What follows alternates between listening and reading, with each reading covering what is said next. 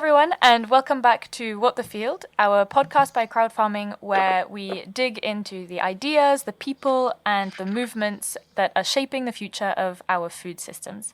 So, in today's episode, we're joined by Sabine Bonnot from Planet Score, which is an environmental labeling initiative to help consumers understand the environmental impact of their choices. It's a project that we've been really interested in at crowd farming for a long time and that we believe in a lot. So we've been looking forward to this conversation. Sabine, thank you so much for joining us today. That's a great pleasure. Hi, crowd farming. So before we get into all of the details, why don't we start with a bit of an introduction, Sabine, and why don't you tell us kind of your background and how you got into the world of Planet Score? Background, just very quickly, I've worked for the agri-food industry and then moved on to expertise and academia. And I've been working for the last 4 years to make all this matter efficient in real life. That was kind of a bit frustrating, especially in academia, to just write reports and say, well, we need more research. Well, no, yeah, we really need action now. Okay, amazing.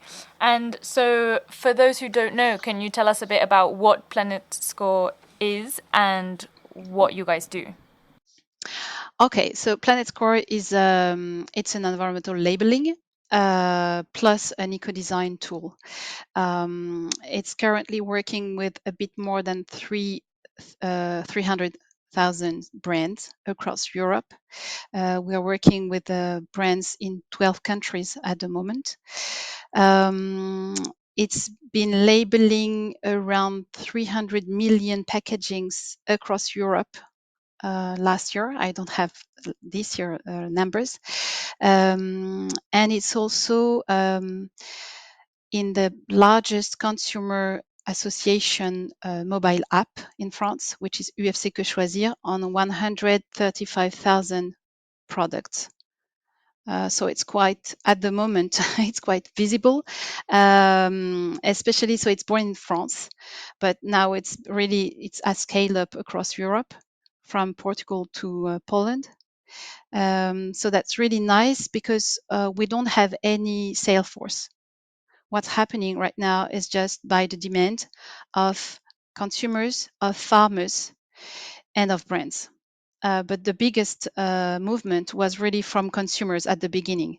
We were born because of the consumer association in France. We really wanted something to fight against greenwashing and to really enlighten consumers about the environmental value of food products.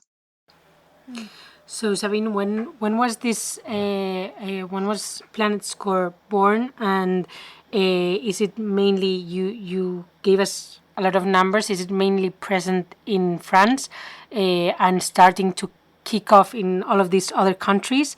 And what does it tell us? Like what can we see in the score? It was born in 2000, end of 2021, and really launched in shops in the next year, 2022. It has on the label 4 main components. The first one is pesticide use. Second one is biodiversity. The third one is climate. And being the third one, it's really on purpose that it is the third one. It is not the right way to enter the subjects about agriculture to look at climate. I think we might have a chat about that later. And the fourth one, which is an option if the product is concerned, is that we have method of production for animal farming on farms. Of course, if you have let's say a product like an apple puree, which doesn't have any animal products inside, you won't have that method of production on the right-hand side of the label. But in any other cases, as soon as you have even a small percentage, like let's say a milk chocolate, will display a cow. And this cow will be either green, orange, or red, depending on the method of production. And same for the scales for pesticide, biodiversity, and climate, it's from green to red, depending on the practices. That's super interesting because the three categories that you use seem like super related one to the other, right? So how did you decide on these three? Because I would say that the use of pesticides is super related to, for example, the biodiversity present on the farm, and of course to the climate. So on some days, we've tried to display just ABCDEs on simple labels on the ground that people would need something really simple, but they just highly distrust anything that's just aggregated. The feeling is that environmental issues are complex and they don't want to have something that mingles and put everything together without knowing what's inside. So the other days when there was details, if you put resources, for example, they're not interested at all. And in all the surveys we've done in shops, but also quantitative surveys in France and also other surveys in other countries across Europe, what we've seen is that people are really, consumers are really interested for food products about those topics, biodiversity and pesticide use, method of production in linked with the animal welfare subject, and the last one is climate. And that's really something we've seen repeatedly, even in northern countries or eastern countries.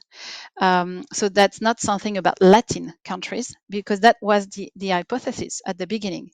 It's not the case.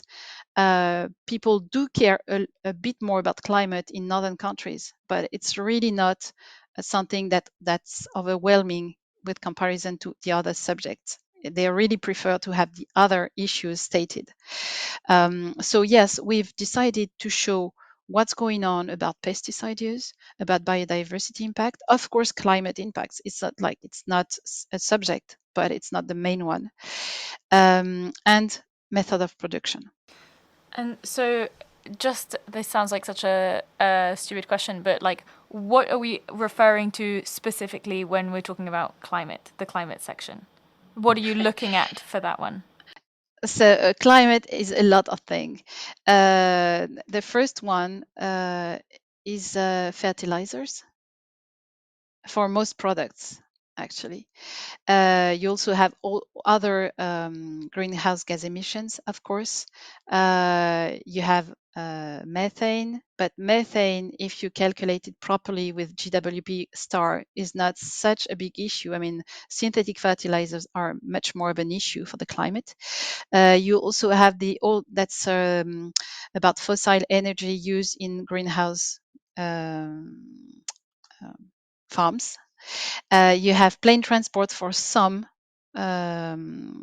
products, but you also have positive externalities in Planet Score Climate Index, which is not at all in usual consumer information devices. And we think it's really a shame because we have a great opportunity with farming, which is that we can provide positive climate externalities. It's not the case in so many sectors. It's the case in farming.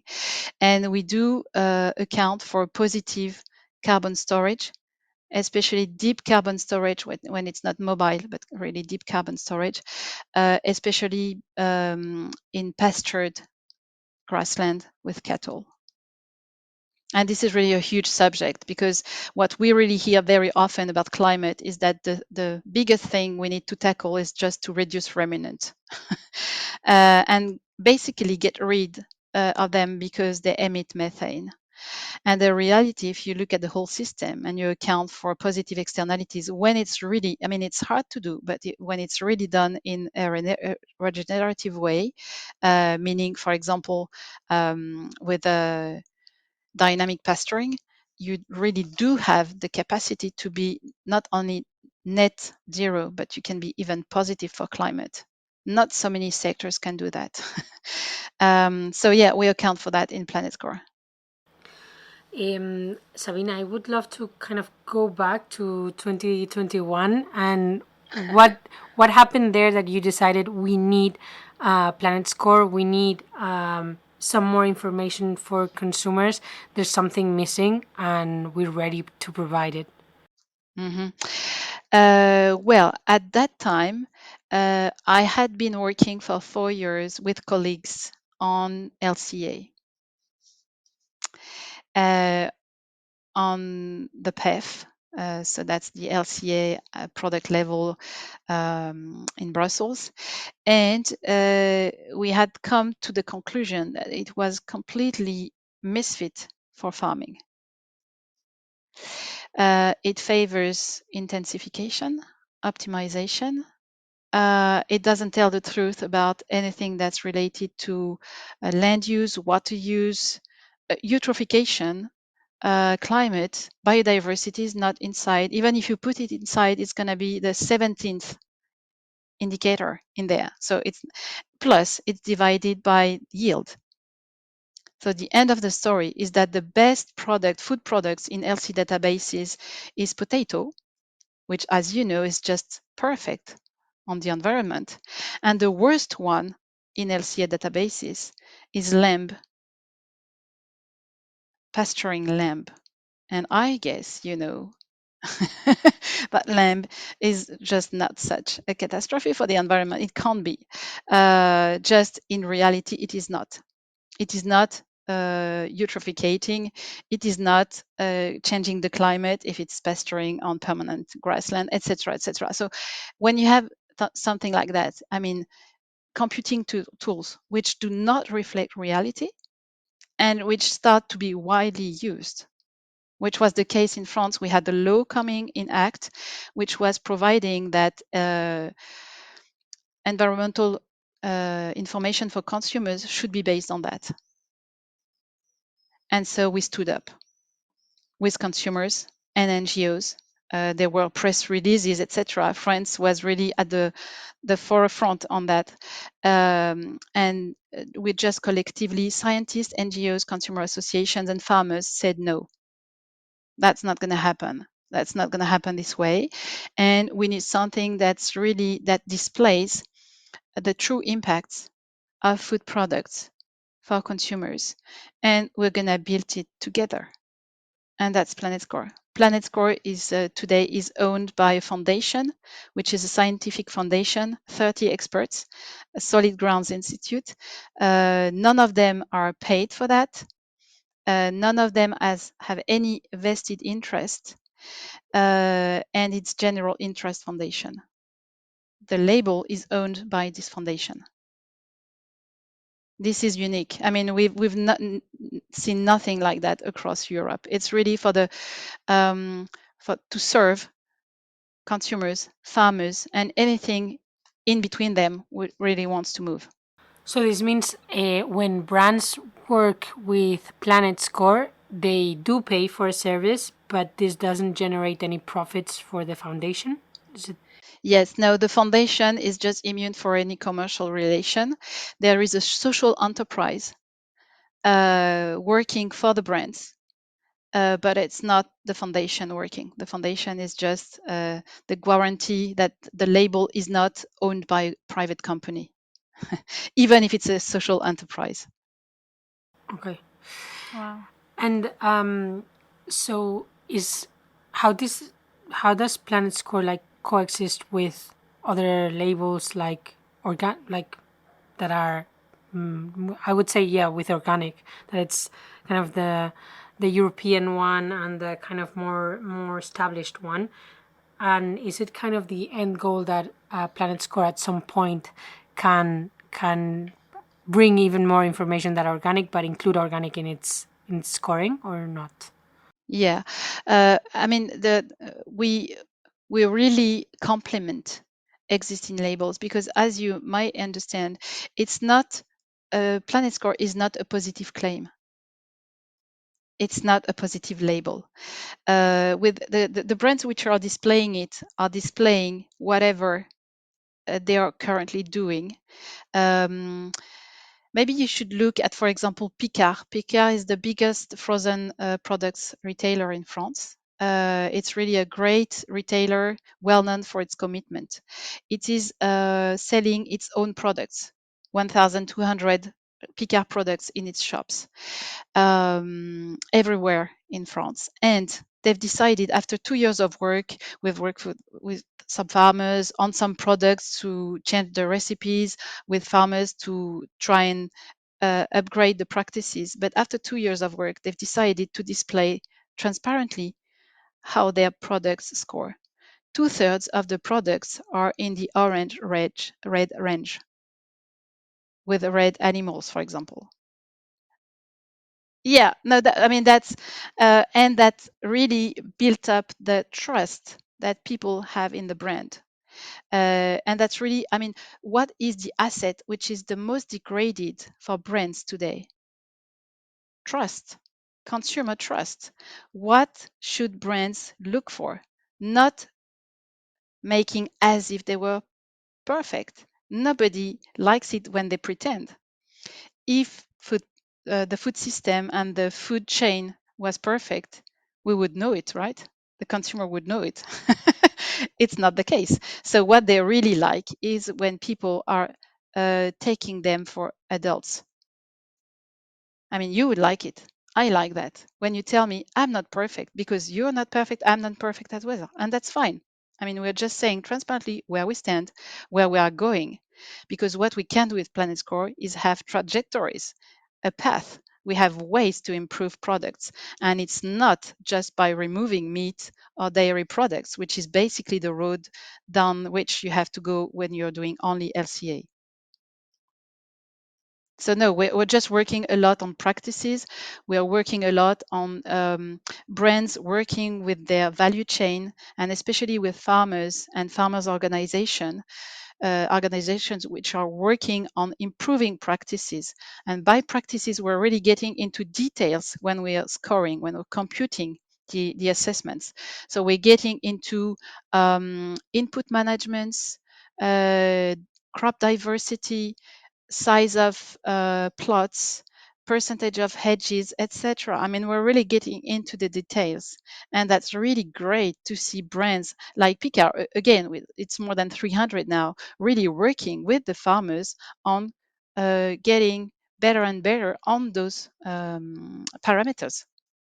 Yeah, that's very cool, the Picard example. And for Planet Score, is it like, do you guys always work directly with the brand and then it's the brand's responsibility to go to their farmers, or do you at any time cut the brand out and work directly with the farmers yourselves?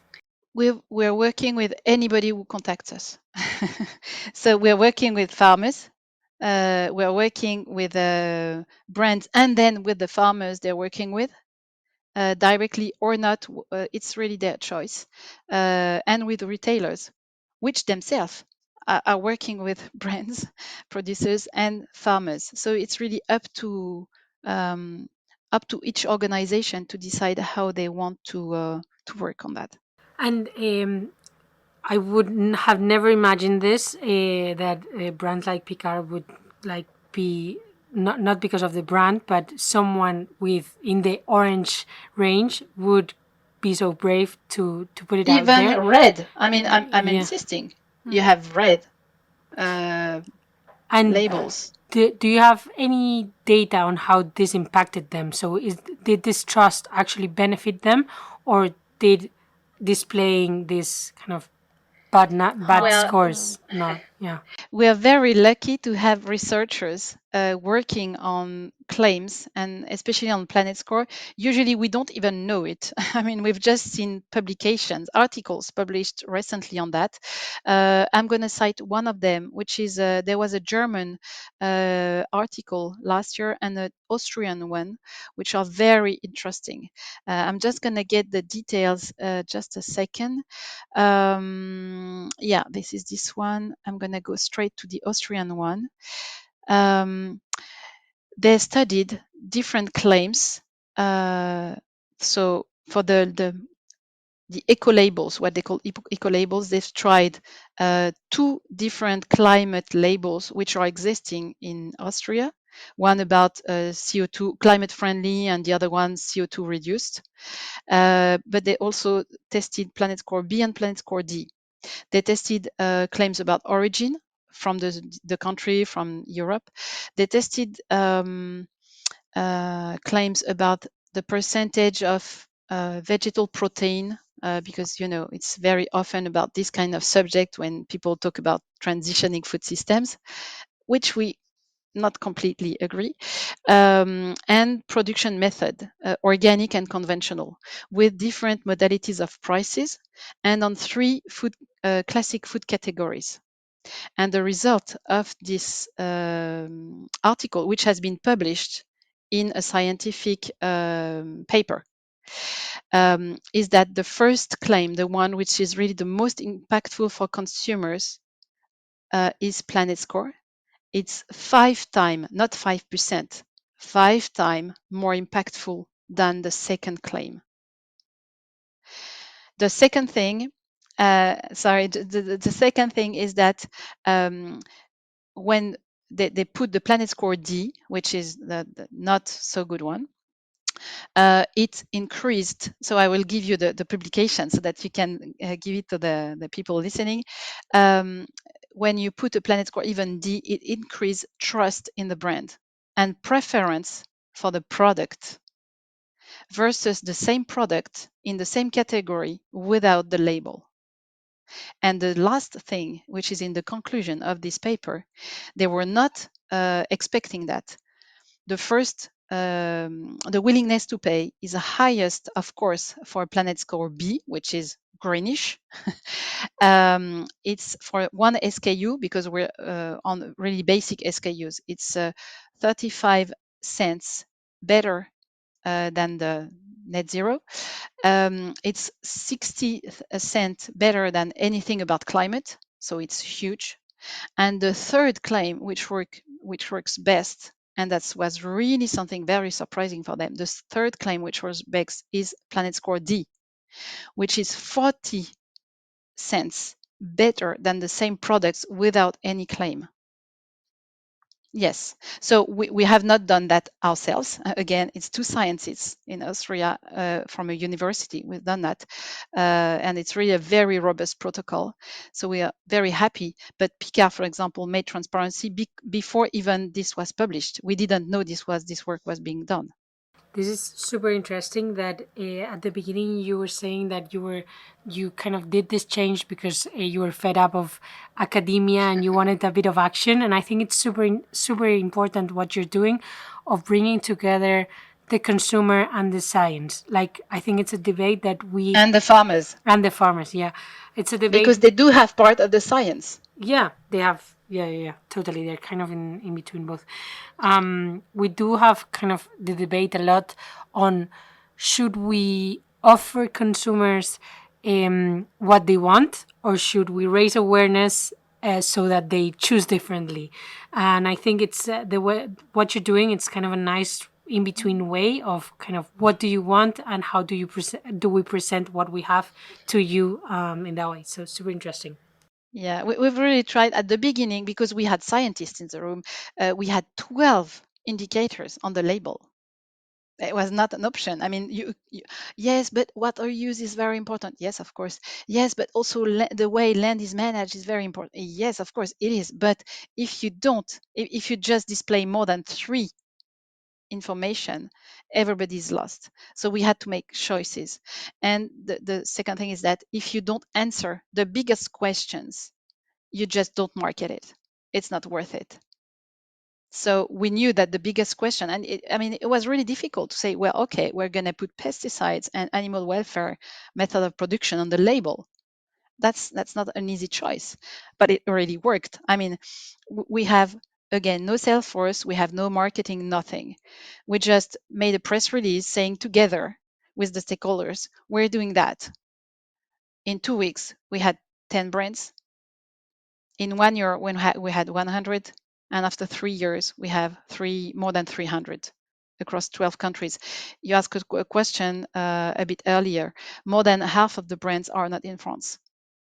They're in Germany, Austria, Poland, Spain, Italy, etc., Portugal, UK. That's super interesting. Yeah, it's incredible to see that with zero, as you said, sales team or marketing, that the growth has been that quick and exponential. Yeah, and we had no financing, no subsidies, no venture capitalist, and no bank debt.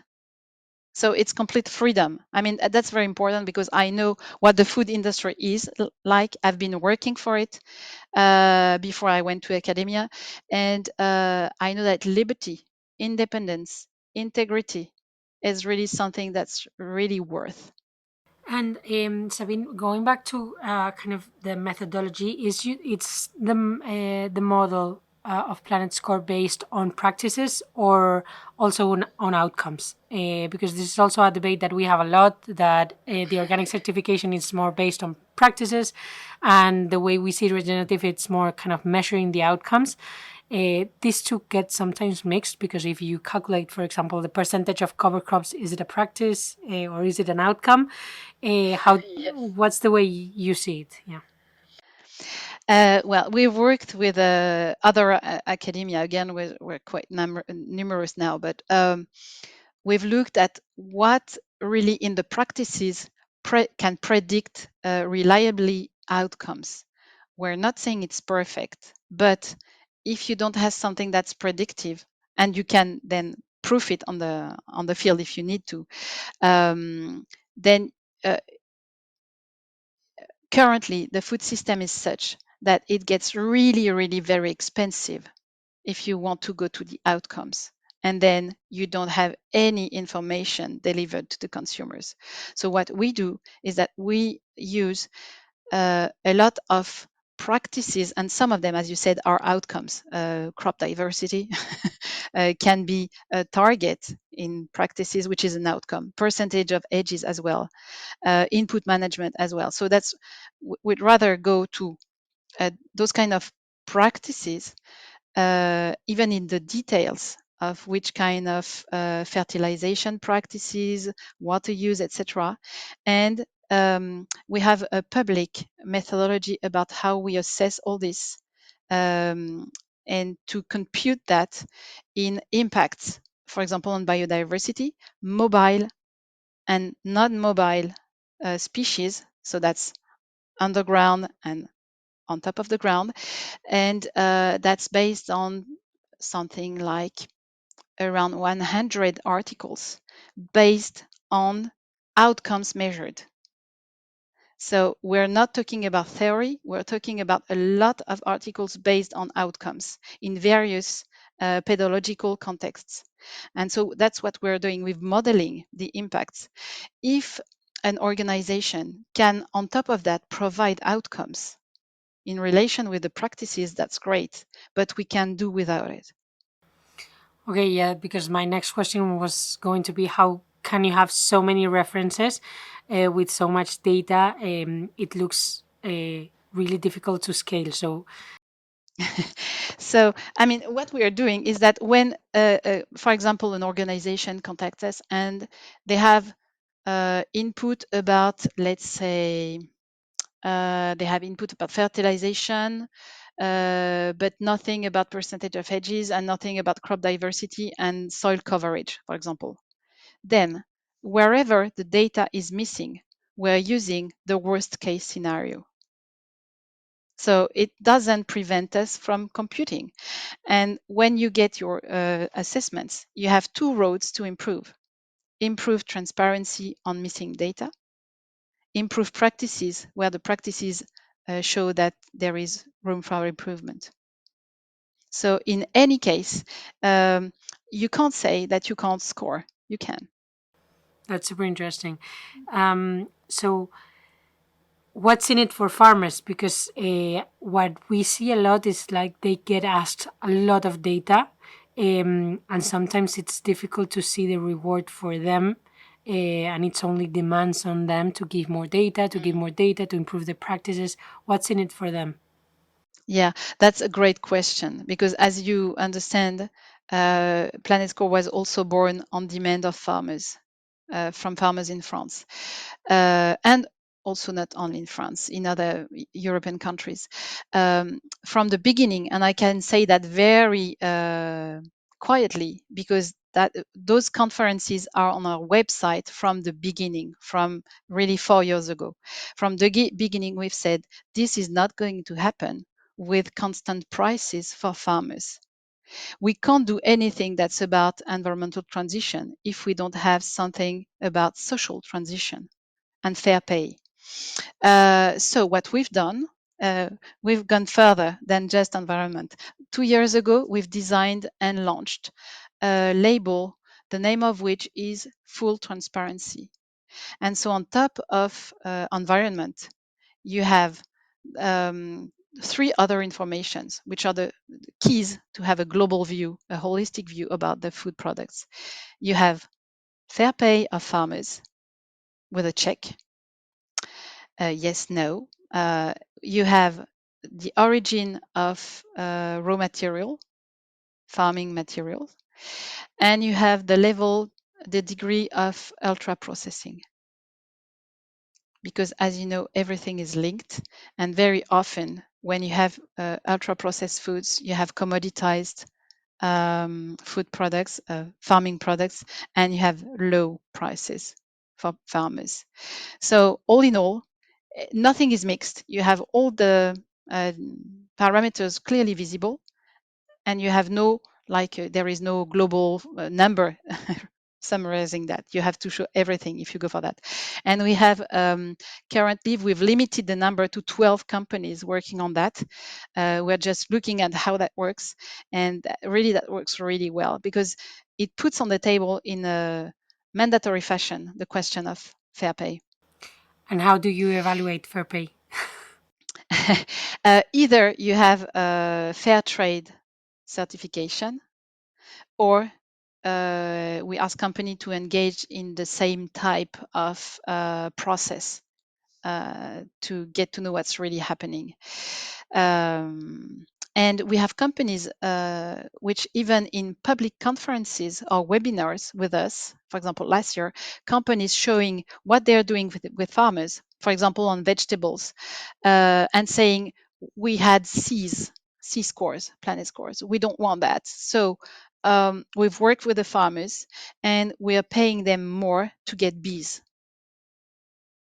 And then once we have bees, we are still C on biodiversity. Now we want to move on to B biodiversity. So we're paying more farmers, but also paying people because, I mean, that's hard work. People to help them work together with other farmers and look at the different practices they could try and test on their farms, etc. So that's really nice to have those brands also engaging in collective efforts to work with the farmers, not only to pay them more, but really to reflect with them on how to do that with other stakeholders. And we're not doing the what's on the in the farms. We're really happy that brands are working with stakeholders which are doing the work with farmers. This is where really the work is. I mean, we're computing. That's the easy part. Well, yeah. And so there are so many stakeholders involved, and you're working with brands and with farmers and with scientists. And at the beginning of the recording, you were saying that you've been working tirelessly in Brussels. So I'm also curious as to how Planet Score relates to more of like the policy side and the institution side. Do you guys work as like consultants or lobbies, or like how do you get involved in the policy side? We're working quite closely with especially Brussels. I will get back to that. And with so Brussels means the DG Envie, the JRC, and MEPs as well. We're working also with the French government because France is a bit at the forefront for that. The government has put a law which really goes into not mandatory but voluntary eco-labeling. And a few things. First, the French government validated Planet Score in a paper, that's the name is Decree, I think, at the official journal, which is the government journal, and it's validated as one of the tools which you can rely on for agroecological transition and financing anything that's about, for example, farming land, etc. So the planet score is in there, and also even the biosyscan, which is our biodiversity assessment tool. First thing. Second thing, we had a court, an independent court in France, which self decided to study the subject last year about sustainability labels. 1 year of what's the name? Enquête, 1 year of studying the subject and auditioning many stakeholders. We were part of the organizations which were audited. I've spent 6 hours in 2 sessions with the court in bilateral discussions. And what I can tell you is that the report, which was published in January, is very in favor of independent labels. It says that it's really something that emulates companies, emulates brands, and also which is more agile than public labels to take into account scientific knowledge, cutting edge scientific knowledge. So that was really a very nice thing to say that things need to be articulated. And the French government published a decree about textile environmental labeling, so not food for now, but only textile, which says that there are private labels, and that's fine. I mean, there is no no purpose in trying and have something unique. We are not. We don't think that level playing ground is something that's really going to happen. Level playing ground is really too risky, because if there is a unique harmonized standard, it's going to be driven by lobbies in an obvious way. Sabine, when you were talking about a kind of how consumers and the public like established the order of those 3 or 4 main inputs, why do you think pesticides was scored 1? And I have and my question is because I have the hypothesis that maybe some of the speech that we have been covering a lot is climate and the environment, but maybe what draws people's attention, it's a lot on the impact on themselves, and maybe pesticides, it's something that calls people attention, like if it has better score in pesticides, it means that it's better for me and better for my family. Is this something that it's true, or that has nothing to do with that? We've made a consumer survey last year on that, again with 1,000 representative people, etc. And if you ask them, what is this label telling you about, spontaneously, they tell you pesticide use. It's really amazing. I mean, we were not expecting that. So this has not been done by us, again, by a consultancy. And yes, they talk about animal welfare very often first, and then pesticide use. Biodiversity is somewhat more remote, but they think about nature. They are very much attached to the landscape, the land management, the question about cattle farming, sheep farming, etc. And really, climate is too remote. We have to be aware of that. We can't drive anything, and we don't want to drive. We just want to inform. But those who want to drive consumption will not drive consumption on food products by just informing consumers about climate. It's not what they want. And is there, so in this study, which was last year, we saw really that people understand that it's about the planet. And so, of course, if there are pesticides used in nature, you can imagine that at some point, people are very aware that it pollutes water, for example. And in many cases, you have so many scandals around water, for example, that you know that you have that on the tap water.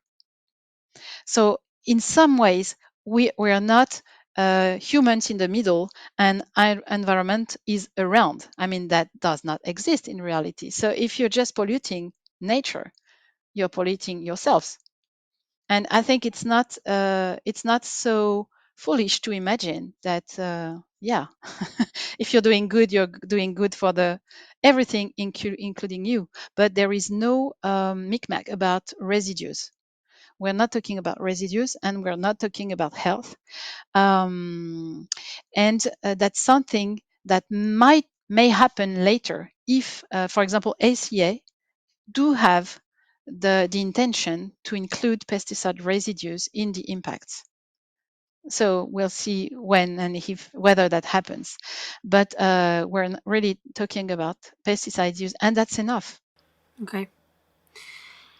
And also a question that rises is, can every product reach an A score, or there are certain limitations that in certain categories you cannot reach an A score? Yes, all products can reach an A score. And it's not because we've divided categories and say it's going to be from A to E. It's very difficult to get an E when you're a chickpea, for example, whatever the practice is. It's very hard. It's much easier if you're a feedlot cattle than to be in E. But if you're a cattle, with a regen practices, for example, so I mean that would be organic plus plus, you can get an A, of course. And even it's easier to get a 4A's when you're a ruminant, nicely managed, than a carrot. It's very hard. I mean, I get, that because you're on the field. It's really hard to be regen when you're only doing vegetal production. It's much easier if you're cattle farming. Okay. I'm not saying it's easy. I'm just saying it's easier to manage cattle in this way. So yes, and we're really comparing products inside categories, of course, but between categories. So when I'm saying that it's easier to be 4A's for cattle, it's really with comparison with the impacts of carrot. That makes it much more interesting, because if you're only dividing, yeah, because if there's many kind of methodologies that kind of what you said, divide kind of what's the minimum impact you can have or the worst impact you can have to the best, and let's divide it into A, B, C, D, E, and that's not, yeah, and then you cannot compare across categories, so that makes it much more interesting. I'm going to ask, yeah. We've just had a very nice article published by the very great newspaper in France, which is Le Monde, just a few days ago, just about that. There was we call that the Comté Gate in France. Comté is a very nice cheese, pasturing cheese, and some, let's say, ecolo person just said, well, Comté is just a shame for the environment. It's just too bad. In any case, that's just, well, the LCA way of thinking. And that made quite a buzz in France. So Le Monde just went on the internet and looked at environmental impact of cheese, Comté or whatever. And they've just landed on the Agribalise, which is the LCA French database, public database. And they've looked at it and said, oh, yes, that's really very bad for the environment. But everything is bad. Even goat cheese, the nicest goat cheese was even really worse. And looking deeper into that, they realized that everything that was about animal was really bad. And the very nicest products were potato, but also beet sugar. Wow, yeah, that's really nice for the environment, sure.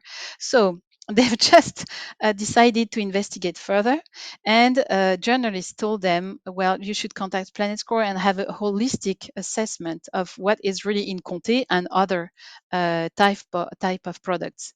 You can have a look on this on LinkedIn. Planet Score has published 2 days ago on that, and I will show you. We've done a huge job for Le Monde on 8 type of food products, from bovine meat, cheese, but also beet sugar, apple puree, beer, broiler, and there was another one, animal. So, and we've just compared them between categories and inside categories. Shall I show you this on the screen? I think, yeah, they're not going to They're be not going able, to see it, but I think you but I can have can, that yeah. as the Okay, caption for of course. the Yeah. full. We can link Okay. it in the description of the episode. Okay. Do you see my screen? Okay. So just a sec. I'm gonna put this a bit wider. So this is the article, and it's it's an investigation article. It's not 3 lines, it's 3 pages. So I'm just going to show you a few pictures and I will send you the full article. But what you see here is that, so that's how that was designed. And you see clearly meat, red meat and cheese on there. And you see the type of nuance that we get with Planet Score. You see this?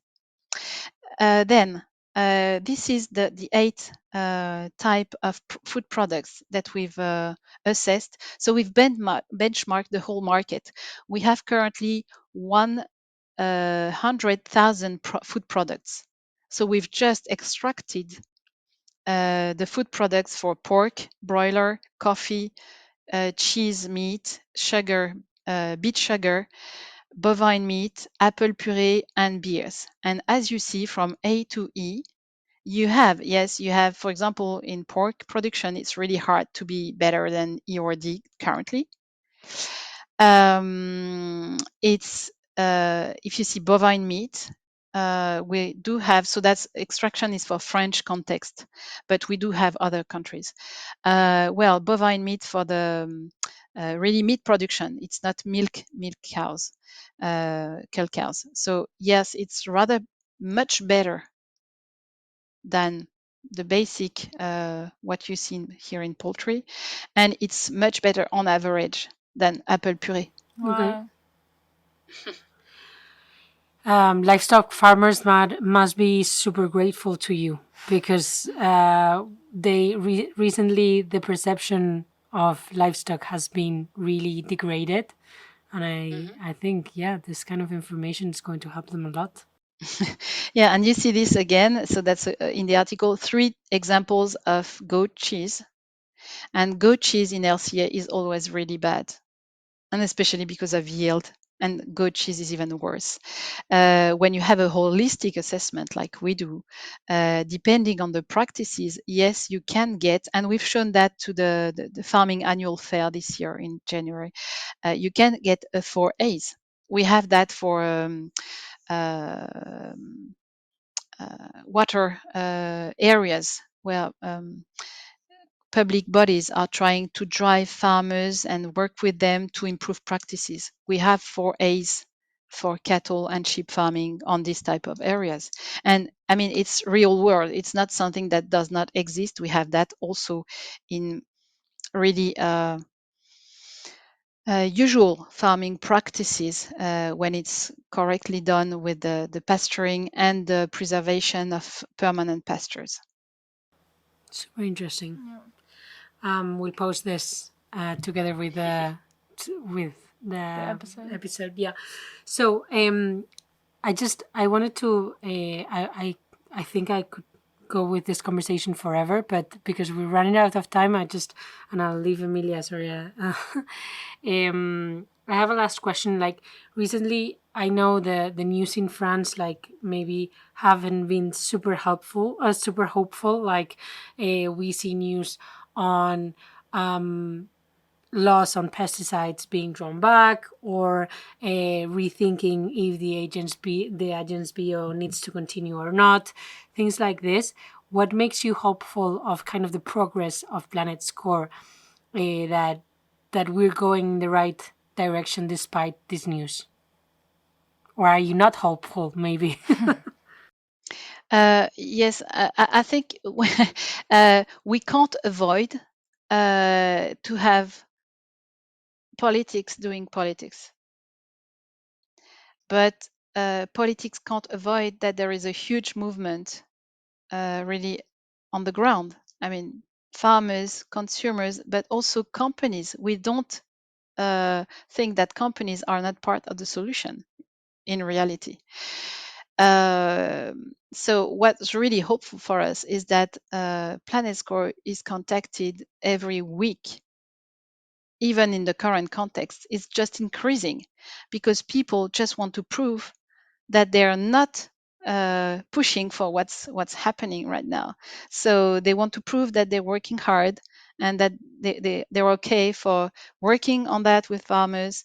And we're never pushing for transparency. If they don't want to be transparent and just work for 2, 3, 4 years, that's not our problem. But people are really willing to work and willing to really tackle the subject, which is really essential, of farmers pay, getting products more basic related to ultra processing. So that's really also an emerging subject. And I think all this is really coherent with having much fairer and much better value chains, be it for the consumers, farmers, and environment. So we're just looking at what's happening for what we're doing, which is just it's increasing. So we are not, again, we don't have venture capitalists, etc., to who own us and want to make business. We're not making business.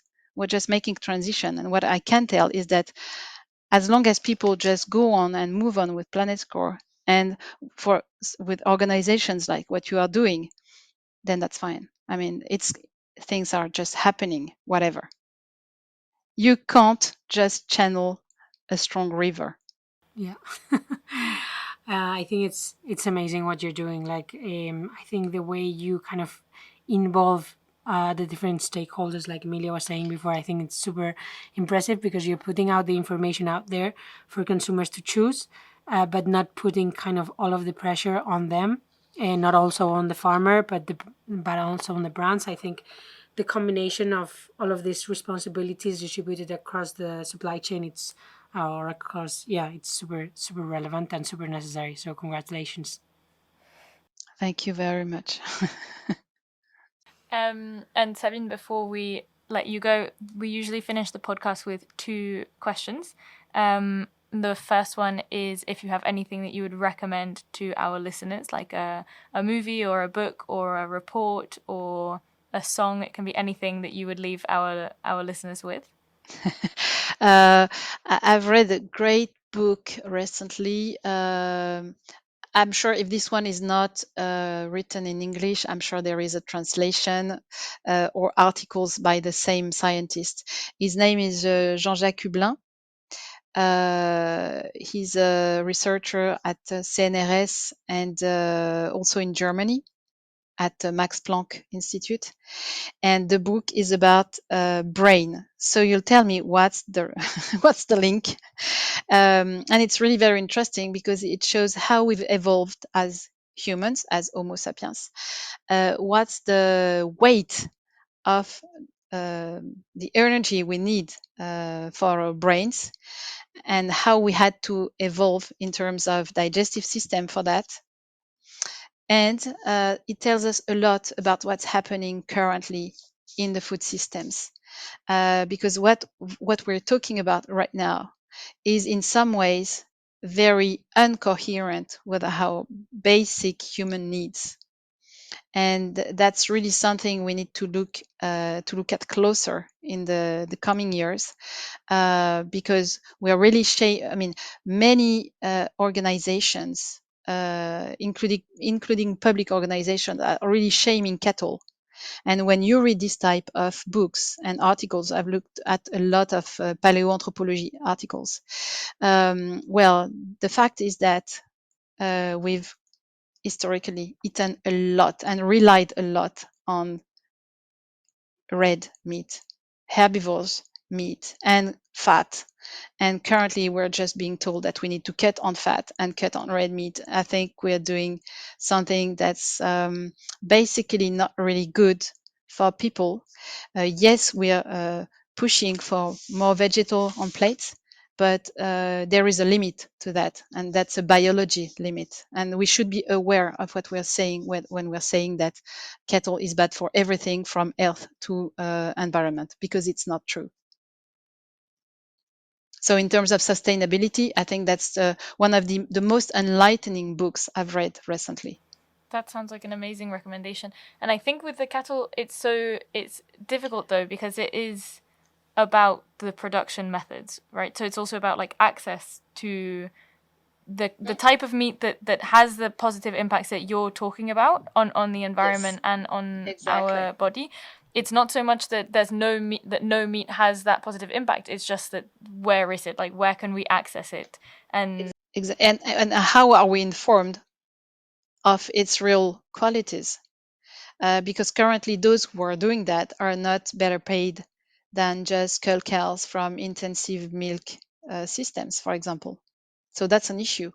very hard to find as well. Well, in France, it's not that hard, I have to admit. But yeah, that's really a question of first having ideas straight. And as you know, it's really hard. And we are really very happy to be independent, etc. Because if we had the slightest link to any type of economic lobbies on this subject, uh, we could not talk. I mean, we can talk about the place of cattle versus vegetal versus other type of meat and animal products, just because we can afford it. We're just free to talk about anything. But that's really hard because, and not for us, but because when people talk about that, they're just shamed, whereas it's a real subject. And farmers are just the victims of this, because currently, and also because of this LCA studies move, SBTI, Scope 3, etc., as you know, many companies are just pushed to remove or reduce drastically cattle products, whatever the system of production. And even worse than that, when it's LCA based, the worst systems are the extensive one. If you're regen, I guess we've done that on 20 type of cattle farming systems. The worst ones in LCA were always the extensive ones. The more herb and permanent pasture, etc., the worse it was. So this is really a question of what tools are you using to design your targets. And many targets today are not clearly informed. Totally. And that's such a high risk for what we're trying to do. And yes, because it's easy to decide that you're gonna farm carrots. It's not easy to decide that you're gonna go back to cattle or sheep farming. It's I mean, we have to be very cautious about what we're doing right now. yeah, absolutely. Now is the time to get into the details. And the last question that we usually ask is, what is like one moment that you've had where you've really thought like, oh, what, because our podcast is called What the Field, so like what the field is going on, that kind of like big shock moment. But I feel like we've had so many in this podcast of like some of the revelations that you've shared with us that were like unexpected results from the consumer side, unexpected results from, you know, land use practices and this. But is there kind of, do you have a memory of a moment where you just couldn't believe your eyes at a piece of? Oh yes. On top of all that you said, but that was at the French Parliament last May, so that's really close. We held a 5-hour symposium about climate and food products, and especially animal products, because this is a focus of climate issues on that. And we had one of the authors of IPCC latest report, Mice Allen from the University of Oxford. We had also Michelle Kane, who is the vice president of the FAO for the agri-sector methane scientific committee, and 20 other speakers. And at the beginning, those two speakers, which are experts on climate, they just told us, well, you know, yes, of course, SBTI, Scope 3, etc., are just flawed because they're not counting climate correctly. because they are counting in GWP 100. Sorry, that's a bit technical, but just in plain terms, they said what should be used is the warming impact, not just equivalent CO2. That doesn't mean anything. Warming impact is GWP star. And Maitsalen even said, well, it's using GWP 100 like it is used internationally now, is like trying to land a plane and using an altimeter that's broken. It's not false, it's broken, and it can't even tell you whether you're climbing or descending. That was just a shocking moment, because everything that's reported internationally now, except New Zealand and Ireland, which have just decided to switch those last months to GWP star, everybody is accounting on that. That's super scary. That's just crazy. That's just crazy. Yeah. Wow. Yeah. So I will send you also everything that's been shared and said, and we're also going to share the replay. I think that's going to be end of during the summer or beginning of September, and this part is going to be in English, so that's going to be plainly just what I've said. Wow. Food for thought. Yeah. Thank you very much, Sabine. Yeah. You're very welcome. It was a great pleasure to have this chat with you. It was a very revealing conversation. Yes. Definitely lots to think about. So much homework after this to read, to explore further. Yeah. Thank you so much. Thank you, Sabine. Thank you very much.